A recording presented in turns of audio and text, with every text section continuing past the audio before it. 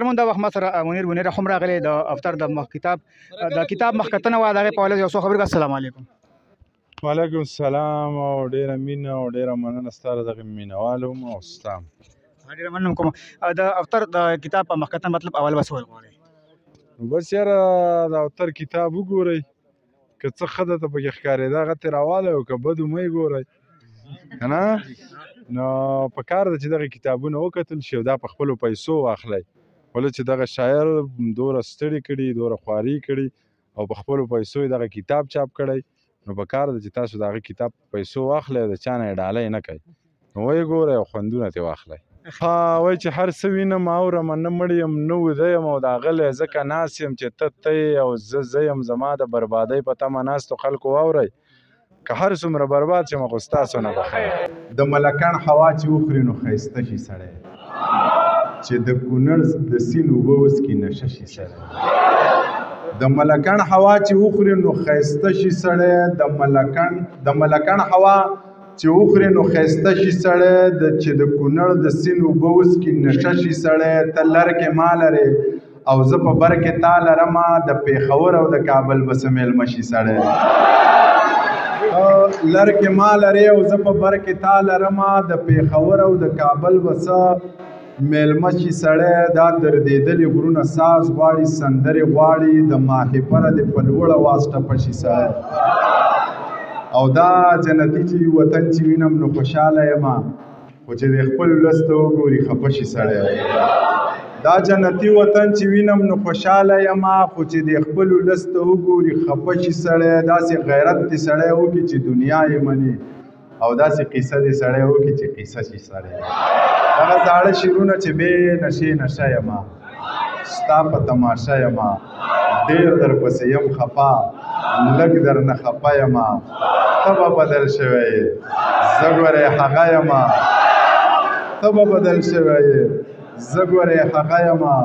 ای های نمایند دې کړم او که نه ساده یمه، ای های نمایند دې کړم او که نه ساده یمه.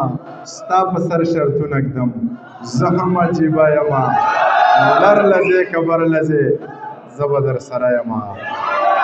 سوال مینه مه کوه باره چاته، هیڅ ضرورت نه لرم یاره چاته. سوال منت مه کوه باره چاته، هیڅ ضرورت نه لرم یاره چاته. چې په قدر باندې نه پوهېږي څه له دې وکړم انتظاره چاته. او سپو سره ځان سپی کول نه غواړمه، ځکه مې پرېښوده دا لاره چاته. سپو سره ځان سپی کول نه غواړمه، ځکه مې پرېښوده دا لاره چاته. د سترګو د جنګونو عادت یاره، د نیزو او تورو جنګ به دې خوښ نه شي. د شیشې په محلونو کې لو شویه دا چوپال او دا ملنګ به دې خوښ نه شي. جار د پیو د پیروي په شان سپینه، نه زما دا سوی رنګ به دې خوښ نه شي. دا ټول عمر د انګورو اوبه څښلي، د تیرا د غرونو بنګ به دې خوښ نه شي. په صراط مستقیم روان ته وایه، منیر جان لوفر لپنګ به دې خوښ نه شي.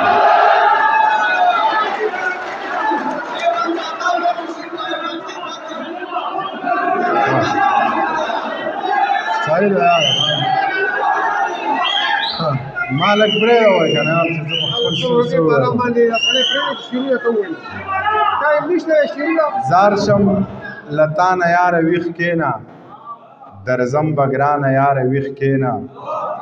یو ګاونډي دې هم آباد نه غواړي، افغانستانه یار ویښ کېنه. نن درته خپلې مجبورۍ وایمه، نن درته خپلې مجبورۍ وایمه، خپه له مانه یاره ویښ کېنه. وطن دې ونیو ډېر ښه دې وکړه، اوس طالب جانه یاره ویښ کېنه. وطن دې ونیو ډېر ښه دې وکړه، اوس طالب جانه یاره ویښ کېنه. د میخانې دروازې بندې که خو ته ساقي جانه یاره ویښ کېنه. سندرې مه وایه ټپې مه کوه، خو منیر جانه یاره ویښ کېنه. دا ډېره وایه خاورې دې بې ننګوله کړه خپله ځواني بابا، تیره دې په اور کې کړه ټوله زندګي بابا. و دې په خانه کې کړه هسې ملنګي بابا، ما در باندې کېښودو نوم د لیوني بابا پس له یو غني ذاته دوه غنیان مې ډېر خوښ دي یو د اشنغر غني او بل اشرف غني بابا